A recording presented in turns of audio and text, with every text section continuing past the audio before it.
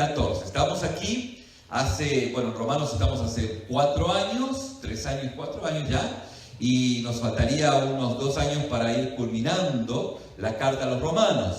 Y aquí el apóstol Pablo nos está hablando, o mejor dicho, le está hablando a la iglesia en Roma, le está enseñando y nos está enseñando sobre algo muy importante. Ya dejamos todo el marco teórico años atrás, donde el apóstol Pablo, como aquel arquitecto, construyó las bases y ahora, o mejor dicho, toda la parte estructural, y ahora está colocando, digamos, el sheetrock. Ahora está colocando aquellas bases o aquellos elementos que van conformando en forma práctica esa construcción, que no es ni más ni menos la construcción que Dios está haciendo en cada una de nuestras vidas.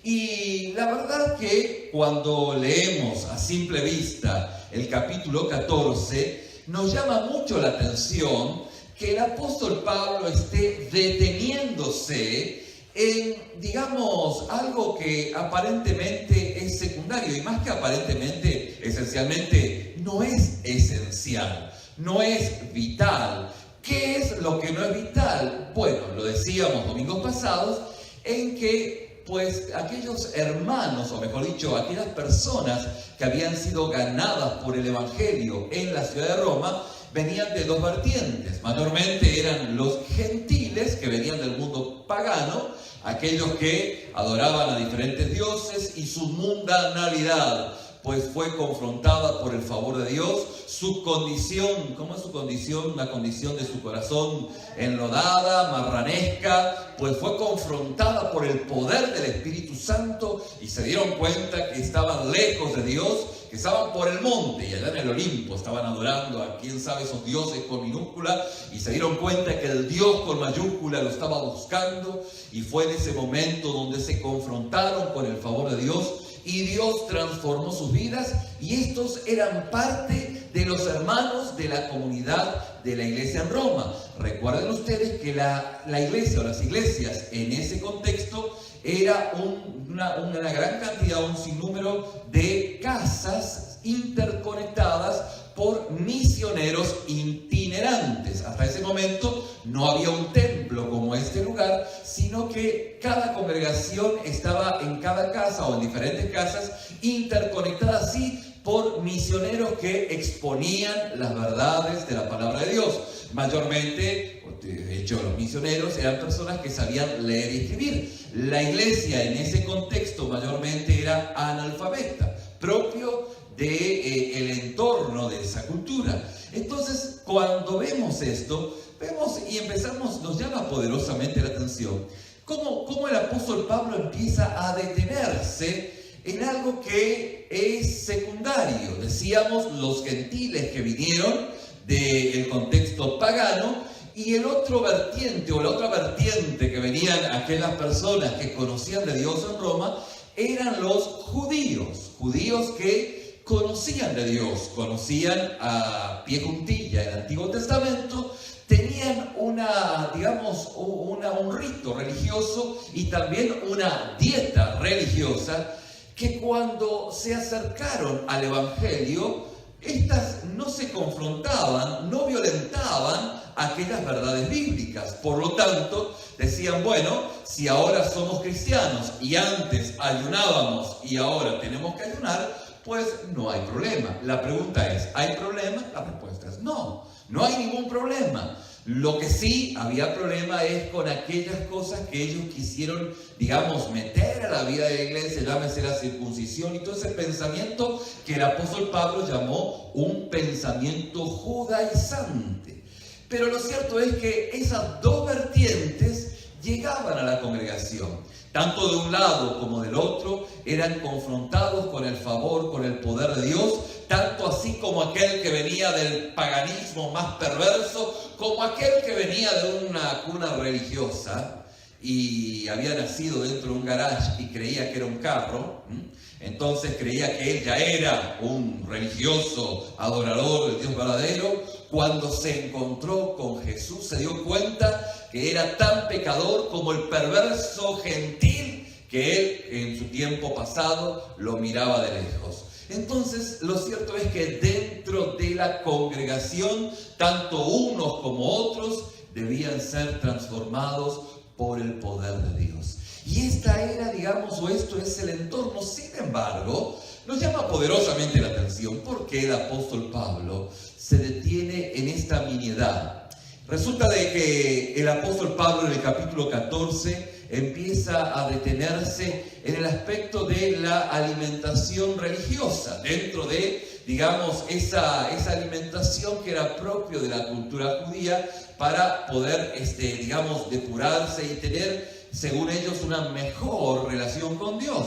Obviamente que pudieran tenerlo, tenían una mejor condición física, porque la comida de legumbres era, o es, sigue siendo algo muy vital, pero la pregunta es, ¿será que al apóstol Pablo se le acabó los argumentos o los temas para platicar y se puso a, digamos, a hablar sobre estos detalles tan no esenciales, o hay algo más? Y justamente ese algo más es a lo que nosotros en esta mañana estamos siendo confrontados. Es que el apóstol Pablo entendía a la luz de esta nimiedad, de esta situación tan simple, que las cosas simples determinan o, digamos, están demostrando lo que realmente cada uno de los hermanos que se congregaban en las congregaciones en Roma realmente eran. O sea que el cobre o el bronce o saltaba lo que había detrás de lo que supuestamente era oro, ¿sí? Sino que había algo más, había que rascarlo un poquito más y saltaba lo que realmente había. El apóstol Pablo entendía dos cosas. En primera instancia, entendía que justamente tal como nos relacionamos entre nosotros respecto a diferencias no esenciales, realmente es un asunto esencial, ya que esto puede evidenciar que solamente hay una cultura religiosa, un lenguaje religioso, pero que no hay nada de Cristo dentro de la persona. O también pudiese justamente mostrar que, como el apóstol Pablo luego va explicando, dice, bueno, es necesario que cada uno de ustedes estén afirmados en sus convicciones. Es como cuando usted lee el texto de Romanos capítulo 14, dice, bueno, es como apagar el fuego con gasolina, porque mejor lo hubiera dicho el apóstol Pablo, miren, bájenle un cambio todos ustedes, no se juzguen y de esa manera vamos a andar todos en paz, ¿sí? Pero el apóstol Pablo dice, no, porque cada uno de ustedes tiene que tener una convicción de corte personal. Y esto realmente es muy inquietante. ¿Cómo es esto? Es que el apóstol Pablo entiende, a la luz del escrito, obviamente, guiado por el Espíritu Santo, es que la iglesia es de Cristo y quien guía a quienes somos sus hijos es estrictamente nuestro Señor, que los cambios no vienen por la imposición aún de una dieta religiosa, sino que los cambios vienen a partir de la obra de Cristo, transformando realmente cada una de nuestras vidas. Recuerdo que algún tiempo atrás me decía un hermano, fíjense que yo estaba en una congregación donde todos hablaban en lenguas, ¿sí? Y no estamos diciendo que este don ha caducado, por el contrario, es un don espiritual que en algún momento hemos de seguir pues desarrollando y enseñando, y gloria a Dios si puede seguir desarrollándose en la vida de la congregación. Creo que algunos los tenemos y otros van a seguir y van a ser derramados este don. Pero lo cierto es que este hermano decía, pastor, ¿qué cree? Todos hablaban en lenguas y resulta de que, bueno, me miraban medio raro, como que yo no hablaba en lenguas. Entonces, ¿qué cree que hice? Empecé a hablar como todos los otros hablaban, más o menos lo entendía, y así, ¿no? E imitaba lo que estaban diciendo. Y luego vi que otro se estaba dando vuelta para un lado y dando vuelta para el otro, otro salía corriendo para allá. ¿Y qué cree que hice? Hice exactamente lo mismo. Y aunque pudiese ser la experiencia de quienes hoy pudieran estar acá o han escuchado estos testimonios, o puede sonar digamos, a ridículo o a chistoso, pues la imitación es algo muy peligroso a lo que el apóstol Pablo está indicando. No, en la iglesia no hay imitación. Nadie imita absolutamente nada, sino es solo a través de la obra del Espíritu de Dios. Por eso no se vale decir, bueno, miren, yo antes de venir a Dios era una mala persona y ahora al venir a Dios soy una buena persona. Pero así, buena persona con cara de que como que estoy arrepentido de haber ido de acá. ¿Me explico? O sea, soy una buena persona. Quien me escucha hablando, dando testimonio en estos segundos, dirá, bueno, entre la buena persona que dice y la mala persona que dice que es acá, no sé con cuál quedarme. Mientras que cuando Dios obra en nuestra vida, lo que Él hace es transformarnos de nuestra mala manera de vivir y hace en nosotros la obra y trae a nosotros el fruto del Espíritu de Dios, que en Gálatas capítulo 5, 22 lo afirmamos y lo repetimos tantas veces. Es el amor, el gozo, la paz, la paciencia, la benignidad, la bondad, la fe, la mansedumbre, la templanza. Elementos o virtudes del fruto del Espíritu Santo que trae a nuestra vida y que justamente Dios predetermina obras o buenas obras. Un caminar nuevo que Dios preparó de antemano para que anduviésemos delante de ellas. Pero no porque nosotros decimos, antes éramos una mala persona y ahora voy a tratar de ser cristiano. Como en la escuela dominical, en el entrenamiento de la mañana decíamos, pues tenemos que ser como salmones que se van contracorriente. Y luego concluimos, bueno, pero para ser como salmones tenemos que ser salmones. No podemos ser como salmones, no podemos ser como cristianos. Tenemos que ser hijos de Dios, haber sido transformados por el poder del Espíritu Santo. Hay un filósofo del siglo pasado, usted lo puede buscar en Google, Hume, que desarrolló una teoría. Obviamente esa teoría tiene un marco dentro de un pensamiento naturalista, pero está hablando acerca de algo que es realmente llamativo. Ya la Biblia lo dice, es lo que es y lo que debe ser. ¿Bien? Entonces esto es muy interesante porque lo que es lo que Dios quiere y está haciendo en ese momento. Y lo que ha de hacer está solo en las manos de Dios y su poderosa obra en cada una de nuestras vidas, a través del milagro que Dios hace en cada uno de nuestros corazones. Y para referirme a esto tendría que hacer un pequeño paréntesis, porque milagro no es sinónimo de magia. La magia es el abracadabra. El milagro son poner los panes y los peces y Dios los multiplica. Es poner nuestra vida tan destruida y arruinada como está y Dios la transforma. Si no hay una vida puesta en sus manos, no hay una transformación donde las cosas viejas pasaron y de aquí en más todas son hechas nuevas. Esto no es magia. Dios no hace magia. Dios hace milagros. Y como nosotros entendemos a este Dios vivo que hace milagros, el apóstol Pablo está justamente observando esta supuesta nimiedad para llevarlos a los hermanos, a hacerlos entender que estas verdades no esenciales, porque honestamente esto no se trata de las legumbres, esto no se trata de los días festivos o de la carne que estaban comiendo, esto se trata de juzgarse de una manera tan voraz, tan mordaz, que evidencia que de Cristo no tienes nada. Y en ese contexto, en el versículo 10, dice de Romanos 14, pero tú, no usted, sino aquellos que vienen a Roma, bueno, pudieran ser nosotros. ¿Por qué juzgas a tu hermano? O tú también, ¿por qué menosprecias a tu hermano? Porque todos compareceremos ante el tribunal de Cristo. Es que estás siendo muy mordaz, estás mordiendo a tu hermano y tienes que saber que en realidad eso no está bien. ¿Por qué? ¿Por qué menosprecias a tu hermano? Porque todos compareceremos ante el tribunal de Cristo.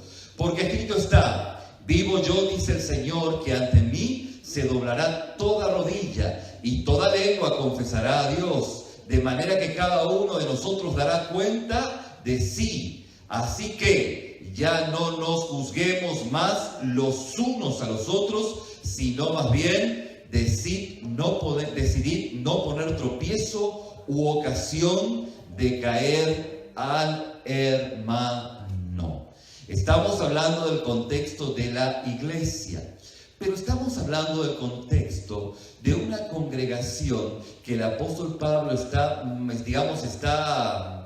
alertando, y ya más que alertando, poniendo el dedo en el renglón, en que está existiendo esta condición que aún impide que personas que vengan a la congregación justamente sean o encuentren el amor de Dios, encuentren el favor de Dios.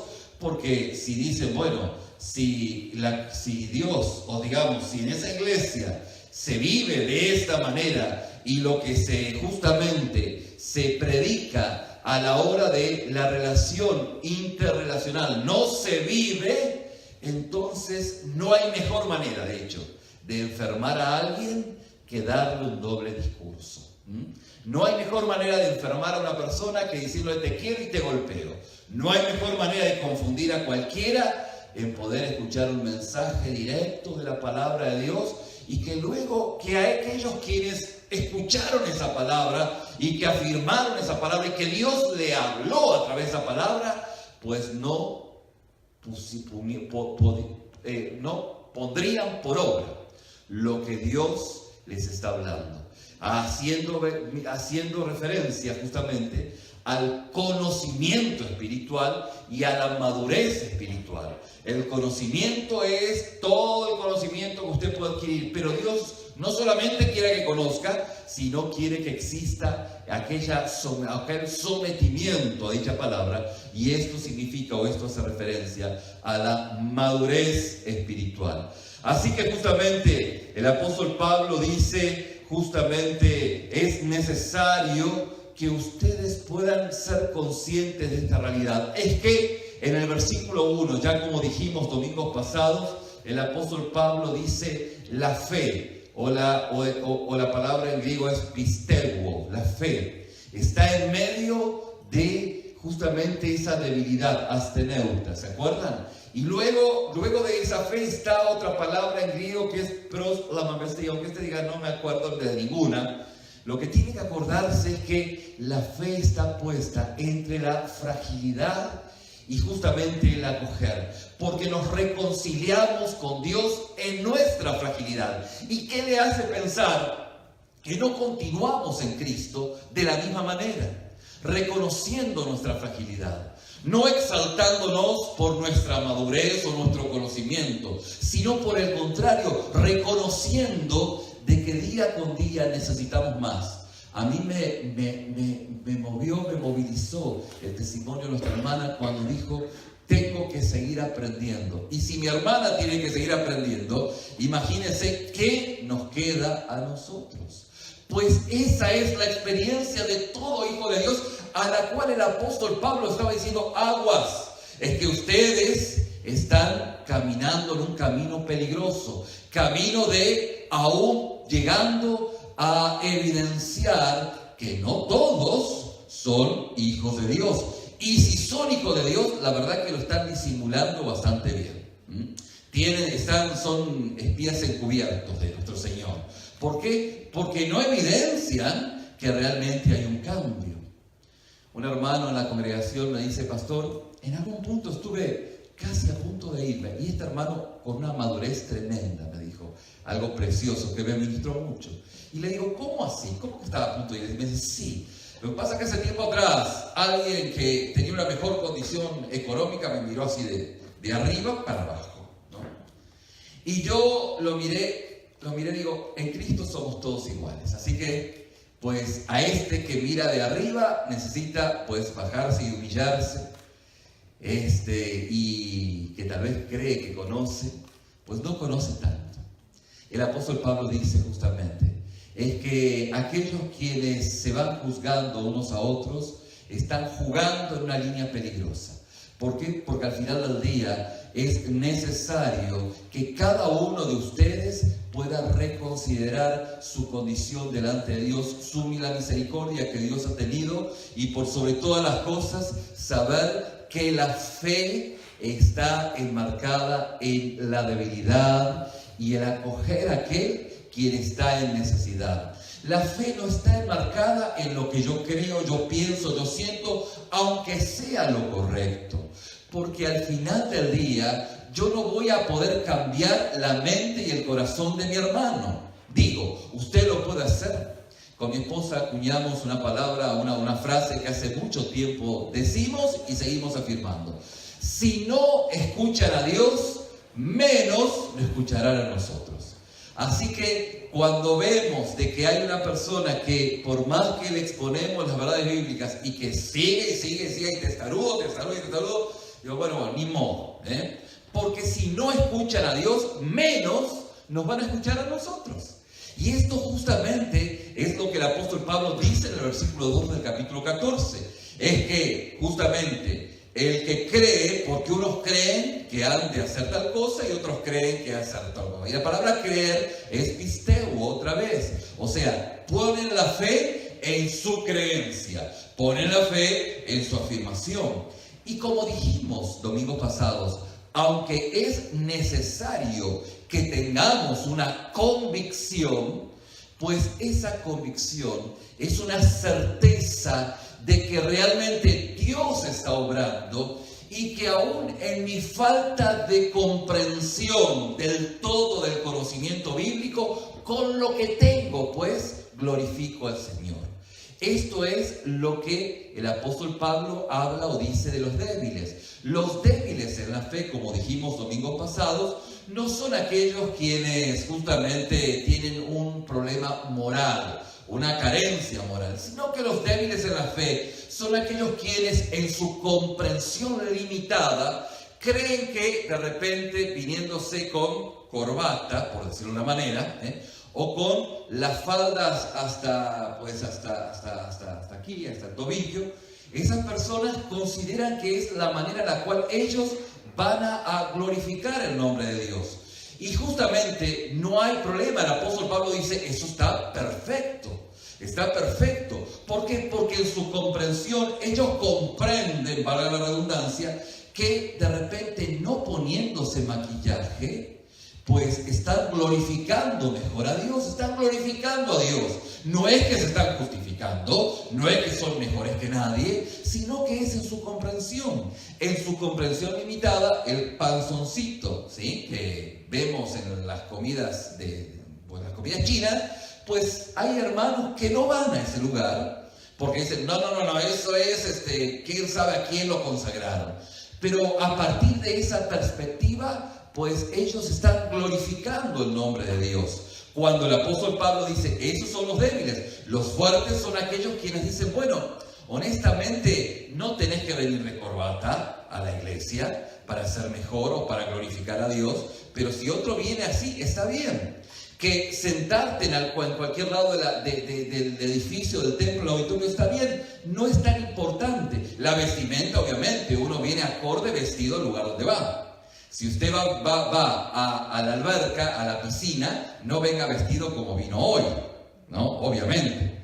Pero como usted viene hoy a la casa de Dios, viene vestido acorde al lugar que viene. Claro que sí, no es lógico. No quiero atentar su inteligencia, pero eso es parte justamente de una lógica, a lo cual el apóstol Pablo dice, pues no hay problema. El fuerte en la fe entiende que puede venir aún con un calzado deportivo, módico, o puede venir vestido de una forma, digamos, de una forma que sea acorde al lugar donde viene, pero no hay diferencia. Esto es acorde al conocimiento que tiene que Dios mira no la apariencia, sino que ve el corazón. A lo que el débil y el fuerte, ambos tienen su convicción. No estamos diciendo que uno tenga, sino que de acuerdo al crecimiento y a la madurez, va glorificando cada uno de acuerdo a lo que Dios va haciendo. Y quiero hacer énfasis, de acuerdo a lo que Dios va haciendo. ¿Por qué? Porque la iglesia es de Cristo. Porque la función nuestra es predicar la palabra. Porque entre hermanos en la fe es alentarnos en la fe. Es justamente exhortarnos, y la exhortación es una buena palabra de edificación. Y es en ese ámbito donde Dios se va glorificando. Pero claro está, como dice el versículo 2, pues la fe ubicado en mi propio, aquí suena mi chicharrón, ¿sí? Aquí mando porque mando, pues es lo que lastima la vida. Y obviamente, si esto es la influencia dentro de la comunidad de Roma, pues decía, pues todos van a hacer por repetición algo que ni ellos están convencidos de que se ha de hacer. La convicción es algo que el Espíritu Santo da en función a mi relación personal con Dios. Por eso, el lío que se da en esta situación es justamente lo profundo que es el corazón del hombre y su convicción de querer manejar su vida, manejar a los hermanos y al final del día manejar a Dios. Y el Señor dice, no, soy yo quien juzga. Soy yo quien juzga el corazón de quienes me buscan. El que come no menosprecia el que come no menosprecia al que no come, dice el versículo 3. Y el que no come no juzga al que come, porque Dios le ha recibido. De hecho, todo esto, aunque parece superficial, es importante. Y la pregunta es, ¿por qué es importante? La respuesta es, porque en estas simples instancias de nuestra experiencia en relación a la fe y a nuestra búsqueda con Dios, va exaltando o el señorío de Cristo, o la obra de Dios absoluta en mi vida, o la misericordia que Dios ha tenido en mi vida, o bien que aquí, aunque digo que soy cristiano, mando yo. Y me voy a conciliar con aquellos que piensan exactamente lo mismo para que mandemos nosotros, yo y no soy, y los otros, que piensan como yo pienso. Y esto es lo que el apóstol Pablo está remarcando. De hecho, justamente está, como decía el apóstol Pablo, no solamente la comida está en juego, la eternidad está en juego. De hecho, el apóstol Pablo está previendo la posibilidad de que algunos que se profesan creyentes, a quienes caritativamente el apóstol Pablo llama hermanos, podrían ser destruidos si la iglesia no aprende a amarse unos a otros en estos asuntos menores, que son menores, pero esencialmente hacen a la vida, demuestran lo esencial, demuestra de qué estás hecho, si Dios realmente ha obrado en tu vida. Esto es lo que el apóstol Pablo nos está diciendo. Por eso es necesario ver el peso de lo que Pablo ve que está en juego en estos versículos. Solo le pido que observe el versículo 20, donde dice, no destruyas la obra de Dios por causa de la comida. Y pudiéramos poner, no destruyas la causa de Dios por causa de tus pensamientos, tu falta de relación con Dios. Porque pudiese ser que ahí donde estás, pues afirmándote en esa comida religiosa, en el caso de los judíos, pues estés lastimando en tu convicción la relación de amor que Dios quiere entablar con otra persona en medio de la congregación. Al final del día, Dios ha tenido misericordia en nuestras vidas. Su misericordia ha transformado nuestros corazones. No hay pecado grande ni chico, todo pecado es igual delante de Dios. Pero cuando nosotros nos acercamos a Dios en arrepentimiento por la obra del Espíritu Santo, en donde reconocemos nuestra condición, sabemos que Dios es la llanta de refacción, que solo la usamos al momento que se nos trabó la carreta. Y entendemos por la obra del Espíritu Santo que es el Señor quien quiere conducir mi vida. Que al final del día la esencia de la felicidad no es yo buscar la felicidad por mis propios medios, sino que por mis propios medios no encuentro la felicidad. Y es allí en donde reconozco que por más que he buscado la felicidad, lo único que he encontrado han sido trancazos en la vida, a lo cual teológicamente esos trancazos la Biblia los llama pecado. Y como esto reconozco mis pecados, me vuelvo a Dios y es en el punto, en el lugar donde existe esa reconciliación sobrenatural, en donde me arrepiento, me vuelvo a Dios y digo, Señor, perdóname porque he querido vivir como quise, buscando la felicidad como pude y me di cuenta que esto no trabaja de esta manera. Es el punto, momento, lugar donde necesito que tú guíes mi vida, conduzcas mi carro, empieces a darme esa vida de la cual dice tu palabra. Y esto es justamente la experiencia del Evangelio. Pero, siempre hay un pero, que no es tan bendito, ¿no? Pero, si en el lugar donde estaban los hermanos en Roma, cuando esa experiencia tan genuina, tan original, de la obra del Espíritu Santo, se topaba con algún hermanito que le decía, mira, a partir de hoy, aquí me comes legumbres, ¿sí? Y son 5 veces a la semana legumbre, ¿sí? Y te vistes de esta manera, y haces esto o aquello, y si no, quién sabe qué. Pues la eternidad está en juego. La eternidad está en juego. No es un plato de verdura lo que está en juego. Es la eternidad de aquellas personas que Cristo murió por ellas en la cruz del Calvario.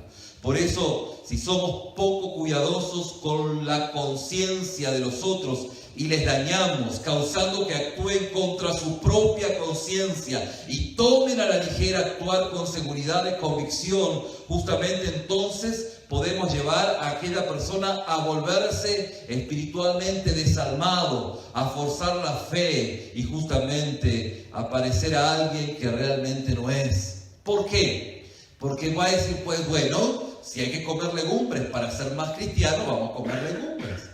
¿Y qué más hay que hacer? Y bueno, y ahí empiezan a imitar un montón de comportamientos que no son coincidentes con la transformación de la obra de Cristo en nuestras vidas. Y ese es el punto medular que el apóstol Pablo está afirmando. ¿Se acuerdan que hace tiempo atrás les contaba, y sigo contándoles, y seguramente les contaré en alguna otra oportunidad? Es que estoy cada vez reiterando, pero bueno, lo hago porque la palabra dice que a tiempo y fuera de tiempo machaca, hay que machacar la palabra de Dios, ¿sí? Entonces, un hermano, o los hermanos cuando vienen tan agradecidos al Señor, pues le piden al pastor, le dicen, pastor, ¿qué quiere que haga? Y el pecado, digamos, la tentación, no pecado, tentación del pastor es decirle qué sabe hacer. Entonces el hermano dice, pues sé cortar la yarda, estoy con la yarda, ¿no? Pero ya tenemos máquinas, tenemos todo, ¿no? Y entonces, pues el hermano empieza a cortar la yarda, y el hermano empieza a cortar la yarda creyendo que cortando la yarda se consagra más a Dios, porque está agradecido a Dios. Obviamente que la yarda la puede cortar cualquier otro menos esa persona, porque esa persona justamente es de decirle, hermano, si usted está tan agradecido con Dios, busque al Señor, lea más la palabra, venga al gimnasio espiritual que es la iglesia, y cuando Dios le diga que tenga que cortar la yarda, usted lo va a hacer. Pero no por la orden de vuestro pastor, sino por la orden del Señor, porque consagrarse a Dios es lo más importante, su comunión con Dios es más importante que la yarda esté a 10 pies, por decirlo de una manera, ¿no? Es mucho más importante. Usted es más importante que cualquier bien, mueble o inmueble, cualquiera. Usted es mucho más importante para Dios. Y esto es lo que la Biblia nos está afirmando. Justamente es esa preocupación del apóstol Pablo para mantener aquella fe y buena conciencia limpia delante del Señor. Por eso esta es justamente la enseñanza. El mandamiento debe ser un mandamiento de buscar primeramente al Señor. Y justamente al buscar primeramente al Señor, deja que el Señor trabaje con el hermano. Tú ora, séle de bendición. Pues haciendo la obra de Cristo en misericordia, vas a poder ver cómo Dios se glorifica. En otras palabras, no juzgues o menosprecies a tu hermano. No estamos hablando de un juicio sobre una instancia de pecado. Estamos hablando sobre un juicio sobre la vida diaria y una visión superficial de las cosas. Fíjense que nosotros tenemos una mentalidad de corte romano, lamentablemente por la cultura que nos viene de atrás, mayormente el pueblo hispano. Y la manera en que juzgamos es la manera casuista, ¿sí? ¿Cuál es la manera casuista? Bueno, es de juzgar caso por caso. Así lo hace la comunidad romana. Mientras que la Biblia no juzga caso por caso. Lo que juzga es en el contexto de la situación. Si usted va a tener un juicio más profundo y más concreto, tiene que juzgar en el contexto de la situación a la cual usted está juzgando. Porque al final del día, lo que Dios va a hacer, va a juzgar la motivación de vuestro corazón. No las obras que hayamos hecho. Podemos hacer obras magnánimas, pero al final del día, lo que Dios va a juzgar es tu corazón, lo que ha consumido. Por eso el apóstol Juan le dice a la iglesia de Éfeso: mira, has hecho grandes cosas, pero lo que se te ha perdido en el camino, o lo has dejado en el camino, es la motivación esencial, es tu primer amor. Eso fue igual. Si no lo recuperas, si no vuelves otra vez a ver dónde lo perdiste, porque en realidad no lo perdiste, lo dejaste por algún lado y tienes que recordar dónde lo dejaste, volver a ese primer amor y ver cómo nuevamente ese fuego del Espíritu empieza a hacer justamente su obra en nuestra vida. Pero al final es la obra del Espíritu. ¿Y dónde lo dejé? Lo dejé cuando empecé a mirar más las telenovelas, o la televisión, o lo dejé cuando empecé a buscar más el entretenimiento, cuando empecé a mirar otras cosas que no eran justamente el Señor, no contemplé al Señor. Ahí fue donde me lo dejé. Vuelvo otra vez a buscar al Señor, y la palabra dice: pues si vuelves a hacer el fuego de Dios, volverá otra vez a tu vida. Y otra vez te daré a comer del árbol de la vida, dando a entender la permanencia y perseverancia que tenemos en el Señor. Pero el apóstol Pablo dice en este contexto: es necesario que entienda usted, entienda yo, entiendan los hermanos en ese momento en que el Señor es el Señor de la iglesia. Por lo tanto, tu función es justamente ser canal de bendición. No menosprecies a tu hermano.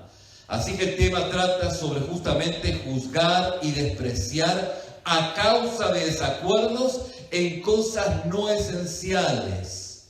Y en esas cosas no esenciales es donde se nos va la vida.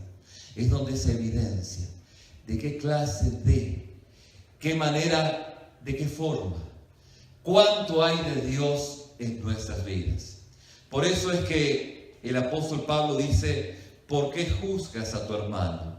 Lo que significa, primero, no critiques a tu compañero creyente sin poner de manifiesto un amor fraternal. ¿Por qué? Porque esa es la evidencia. El lenguaje de los cristianos es el amor fraternal. Si hablamos otro idioma, no somos cristianos. Si hablamos otro idioma, pues seremos chinos, seremos quién sabe qué, pero cristianos no.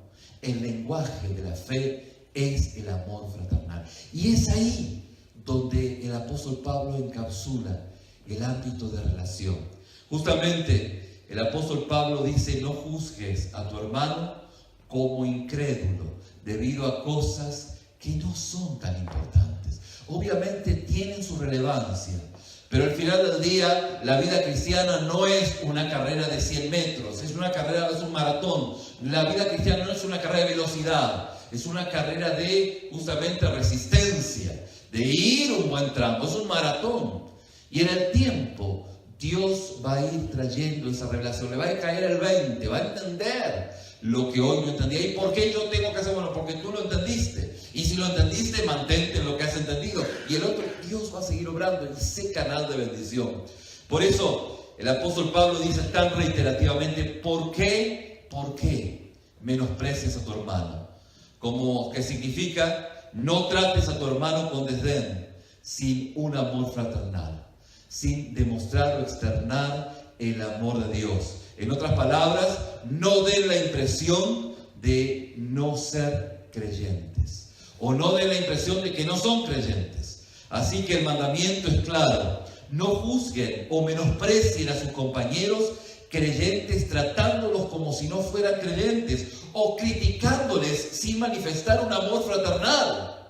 ¿Por qué? Porque eso externa manifiesta que tal vez cuando estás haciendo esto, puede que no seas aún hasta hijo de Dios.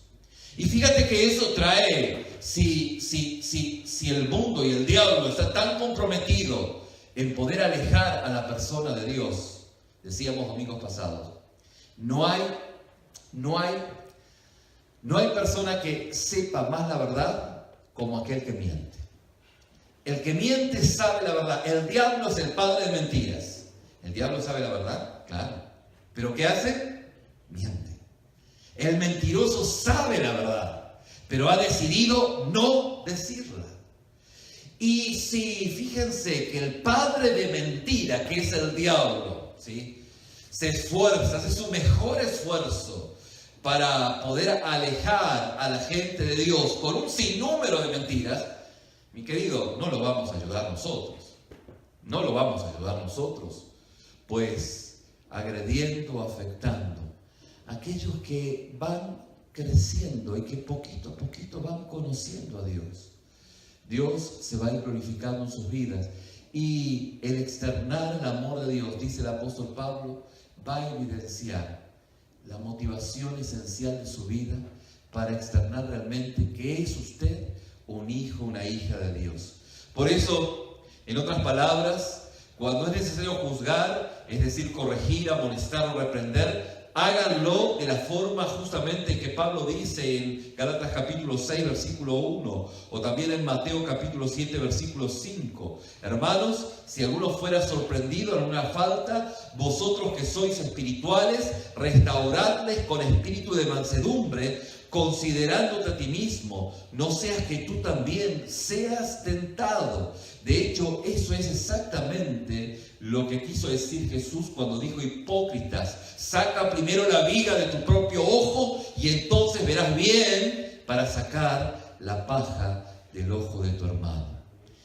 Y al final del día, el apóstol Pablo está guiando a la iglesia a poder tener una comunión más íntima, más fresca con Dios, que es el Señor de la iglesia. Mira, tranquilo. Tú tienes que saber que, como dice el apóstol Pablo, yo planté, dice el apóstol Pablo, Apolos regó, pero el crecimiento lo da Dios. En otras palabras, mira, por más que te apresures, por más que te desesperes, hay un proceso natural misterioso, por cierto, que solo Dios puede hacer. Así que tranquilo, en ese sentido, tranquilo. Deja que Dios sea Dios y se glorifique en la vida de quien es tu prójimo. Pero estate seguro tú de que tú puedas ser un reflejo de Cristo, para que al momento en que justamente tu hermano o amigo pueda ver, pueda observar, pueda detenerse a poder meditar en lo que es la vida, se dé cuenta de que hay algo diferente, que eres un salmón, ¿sí?, que vas contra la corriente, que eres justamente un hijo de Dios. Para concluir, podemos ver que el apóstol Pablo dice, miren, al final del día todos serán juzgados por Dios. Primeramente, los que no son de Cristo serán juzgados para condenación, y los cristianos seremos juzgados para galardones. Pero al final todos, absolutamente todos, seremos juzgados por Dios. Y en ese juicio cabe justamente una autorreflexión de saber que la vida, como decíamos esta semana, es corta. Decía que un pastor amigo decía hace muchos años atrás, decía, todos vamos a morir, pero lamentablemente nadie lo cree. Porque si lo creyeran, no vivirían como viven, no se comportarían como se comportan, no dejarían de buscar a Dios como lo hacen, todo para mañana. Por esto es necesario a esta corta vida darle intensidad, porque la intensidad está marcada por la obra de Dios en una forma profunda, en el momento en el cual hay una consagración, una entrega, y la cual Dios empieza a glorificarse.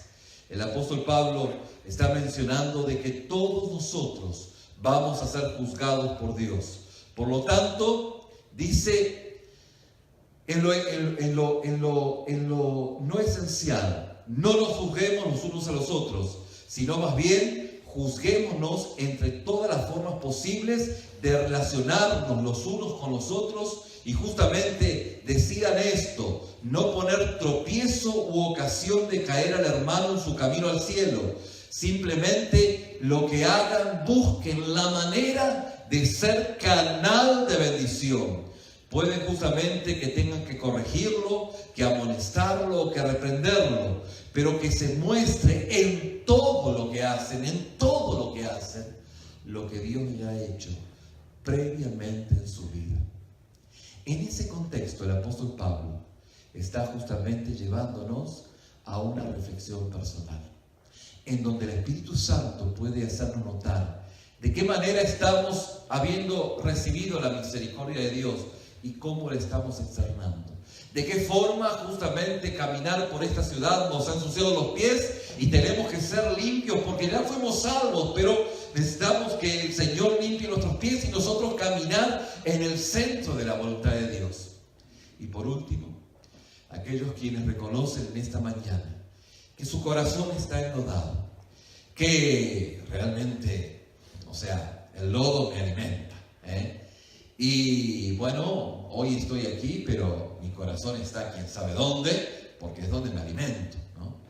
Pero por razón o por motivo de la obra del Espíritu, usted reconoce su necesidad de Dios. Este es el momento, este es el lugar en donde usted puede reconocer su condición pecadora, pecaminosa, enlodada, y decirle al Señor: Señor, límpiame, reconozco mi condición. Ven a reinar, ven a ser el Señor en el centro de mi vida. Cualquiera sea la condición, hoy es un tiempo de misericordia. Yo le invito a que en su rostro vamos a orar.